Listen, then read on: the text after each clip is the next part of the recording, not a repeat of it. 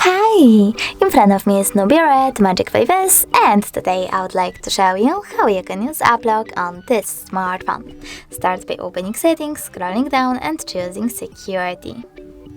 Then tap on app lock over here and click on the switcher next to enable app lock. Following that, you need to set up your login methods. First enter your pattern, then choose continue, repeat it and tap on OK.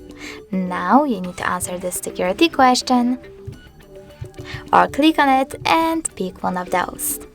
You can also create custom question by choosing custom question, type in wherever you wish to and choosing OK. Remember to answer it correctly below and save your changes by tapping on OK.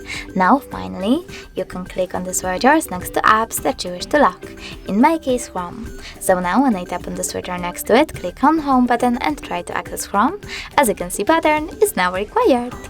Thanks so much for watching. If you enjoyed this video, leave a like, comment and definitely subscribe. Bye!